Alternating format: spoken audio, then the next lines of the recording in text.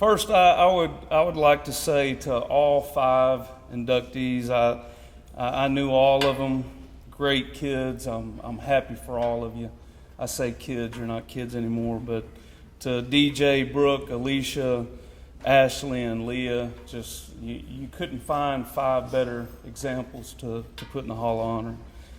I'm very excited today to introduce Daniel Jordan into the Hall of Honor. I would say, and I know Coach Griffin's sitting over there and Coach Howard, there's not a better example of a high character student athlete that I think I've ever coached. This is my 22nd year coaching, and he's a perfect example of everything you want in a student athlete. He was a great athlete, but he's a much better person. Strong Christian man. If you don't know, he's getting married tomorrow, so he's had a whirlwind week. And this isn't the best part of his week either. That comes tomorrow. Daniel was a great athlete at McMillan Junior High first. That's where I know myself and Coach Howard first noticed him. He was a baseball first athlete. I believe he played his freshman year. I talked him into doing the summer strength and conditioning program. Said, hey, this is going to be the best thing for you. Trust me, this is the best thing for you. And his first day, he rolled his ankle. And I don't think he ever came back, did you? He never came back. Shows you what I know. But funny story about Daniel Jordan is his sophomore year. I don't remember what week it was, but we were into the season. We're playing Hebron High School, and they were loaded that year. And he told me on a Sunday, Coach, I'm going to play. I'm going to play football, because we've been trying to talk to him the whole year about playing for us. We needed a cornerback. So he tells me on Sunday, Coach, I'm ready to play. I'm coming out. He shows up Monday morning. We give him his helmet and his shoulder pads, and I tell him, hey, you're the starting right corner. And he kind of looked at me like, what are you talking about? I said, you're the starting right corner. And he did a great job for us. He was an outstanding all-around athlete. I used to joke with him when we got done playing his senior year. He's a baseball guy, and I said, hey, I told you from day one you're going to be if you'll play, you're going to be a better football player than you were a baseball player. He did a great job for us. I joke around with them, and they're sitting up here with us, so I kind of feel like it's also a little bit of a roast. So I thought I'd have a little fun with Daniel. One of the things he can do a lot of things, and he can do a lot of things great. He's coaching at Wylie East right now. He's a great young coach. He's taken over our cornerback's position, which he played. When he first started, I was back there with him, and it didn't take me long to realize, hey, I don't need to do anything with this guy. He's ready to take over. But I joke around with him because he was maybe the worst backpedaler I think I ever saw as a coach. And if you play cornerback, you need to know how to backpedal. So when Daniel became a quarterback for us, we changed and we turned sideways so we didn't have to backpedal anymore. Now, he'll tell you different, but we joke around about that. Another great story for me, and when he told me, hey, you're going to introduce me at the Hall of Honor, and I started trying to think back of memories. The very first one that pops into my mind every time I think of Daniel Jordan was it was the Hebron game, and I remember seeing him. It was like a Thursday. I had lunch duty, and I was sitting at lunch duty, and Daniel came walking by, and he's about 150 pounds, 5'9", 5'8". He's playing 5A football, and he's going to play cornerback. And I said, hey, Daniel, how you doing? And he walked by with his backpack, and he said, hey, Coach, how are you doing? And he'll tell you a story here in a little bit. where that's leading to. And then I also remember we played Allen that first year, and Allen had a kid named Dan Buckner. If you're a Texas fan, you might remember him. He played at University of Texas. He was a receiver, and he's 6'5", 205, and I got this little sophomore corner that doesn't look like much, and boy, he went out there and had a outstanding game for us, and he was just a pivotal part of that 2008 state runner-up team. He was obviously a great player for us, but a great leader too. I asked Daniel the other day. I emailed him. I said, "Hey, can you do me a favor? Because as I introduce you, I'd like to give some stats. Give me some of your stats, because I can hardly remember last week, let alone that long ago." So, and he looked at me in front of all the coaches and he said, "Oh, Coach, I don't have any idea." And I said, "Well, just see if you can recall some of them so I can tell everybody, here's what Daniel did." And he emailed me. And what I'd like to do is I wrote it down here. I want to read you what he emailed me word for word, because this is pretty good. First of all, he was a 3-year letterman in football. He was second team all-district as a junior, and he was first team all-state cornerback as a senior. And this is what he wrote to me about his stats.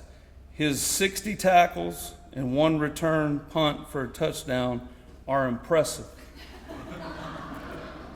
His 15 pass breakups and 8 interceptions are even better. But his 9 block kicks are just ridiculous.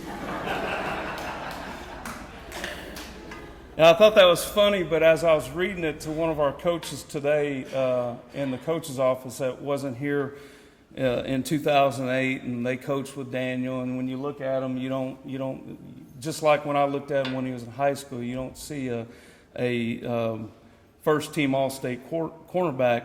We were reading that and just saying to ourselves just how impressive that is. 8 interceptions and 9 block kicks. And the coach I was talking to, he didn't believe me. He said, "There's no way he blocked 9 kicks."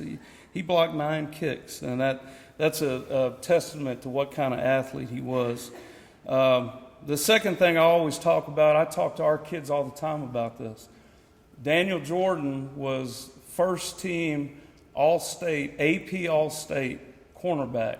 And if you went back to that 2008 all-state team, offense and defense, he's the only one on that list, offense or defense, that wasn't a big-time Division I recruit. And that tells you a little something about his athletic ability. He was also invited to play in the Texas-Oklahoma Oil Bowl football game, and he, as a baseball player, Coach Griffin, he could probably get up here and give you a whole nother rendition of what he was in baseball. But he was a 4-year letterman, freshman newcomer of the year, sophomore second team all-district. His senior year, he was first team all-district. He was district player of the year all 4 years, and played in the North-South All-Star game. He also played college baseball at UT Arlington. And it's my honor to introduce 2000 Hall of Honor inductee Daniel Jordan.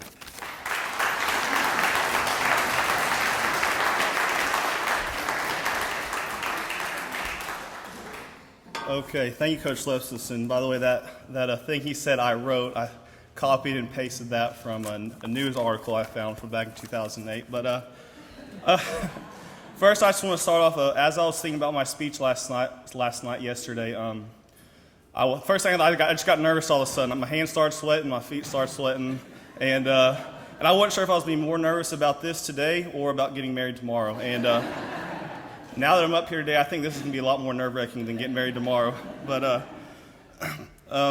But I'm very humbled and honored to be here today with all the inductees and with all the people that have been inducted in the Hall of Honor. This is just a cherry on top for the best week of my life up to this point. And I'd like to say thank you to all of the Hall of Honor board that put me in the Hall of Honor tonight.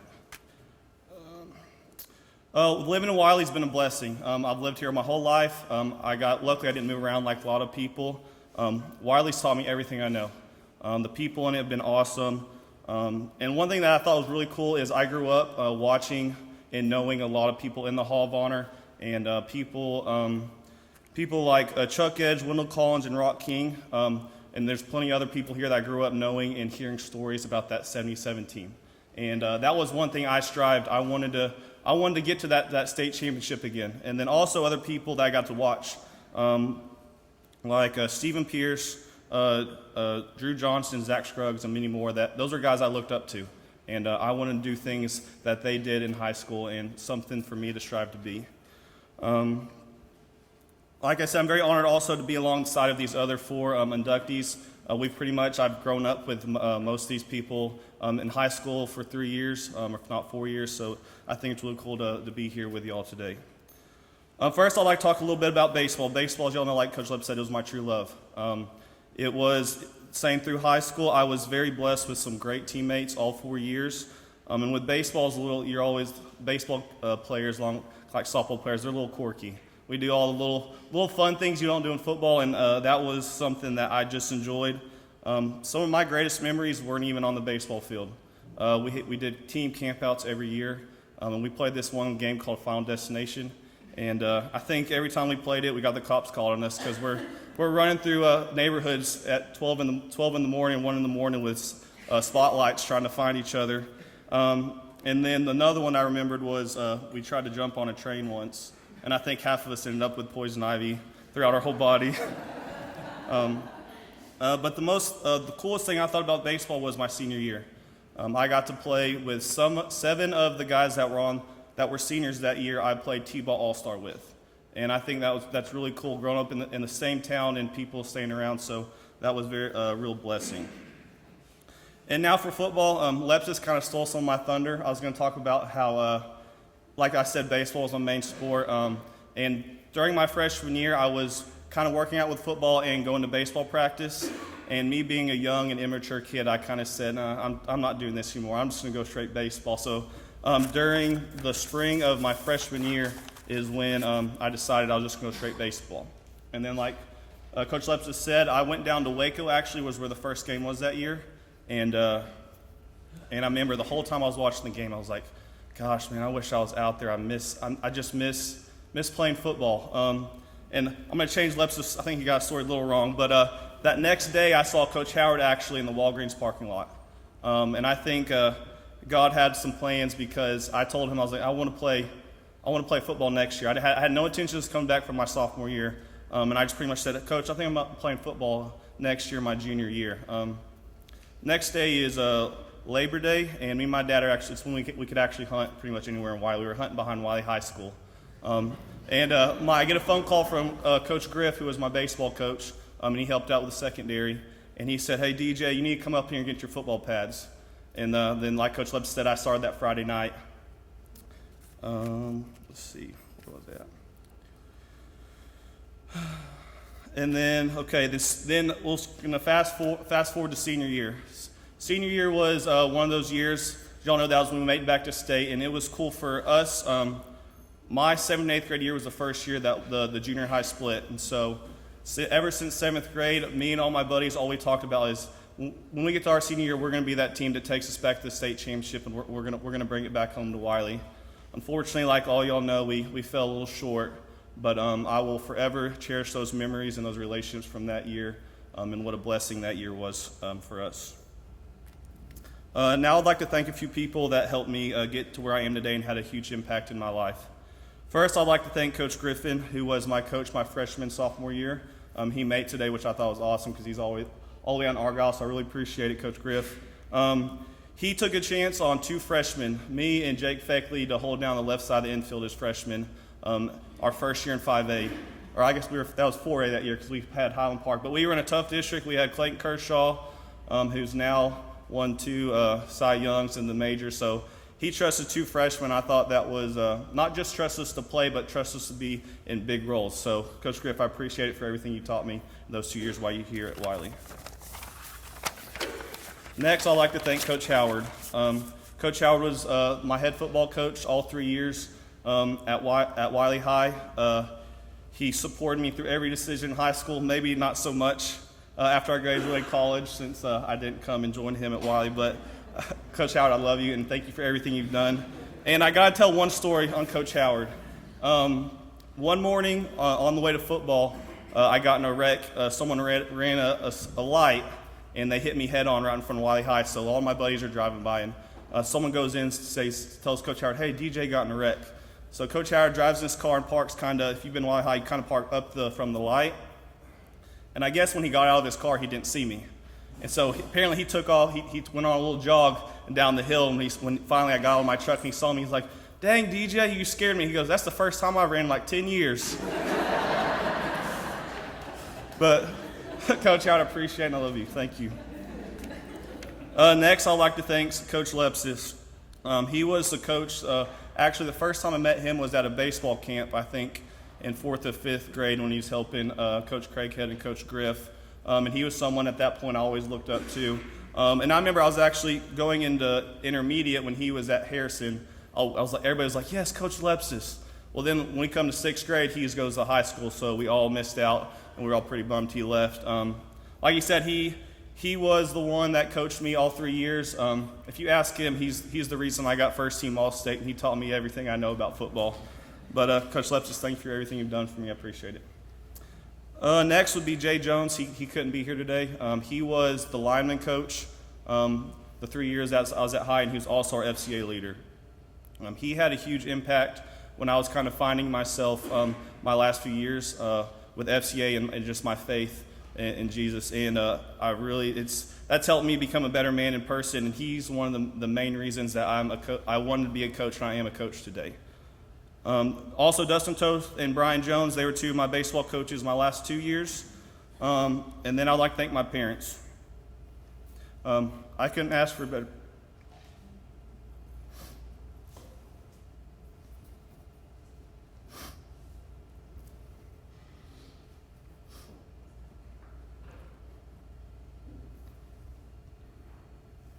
Sorry. They did so much for me throughout the years.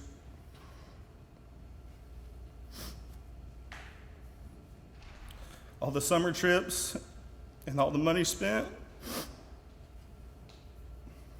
and all the hospital visits, getting there every year. And even through my decisions, some of them they probably didn't understand when it came to athletics, but they always supported me no matter what. Thank you, Mom and Dad, for your unconditional love.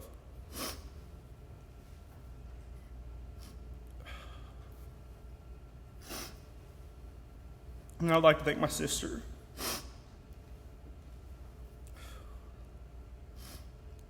She was one of the only people I could talk to about anything and everything growing up. And she was always my biggest fan. I wouldn't be the person I am today without her. Thank you, Jill. Thank you, everybody, and God bless.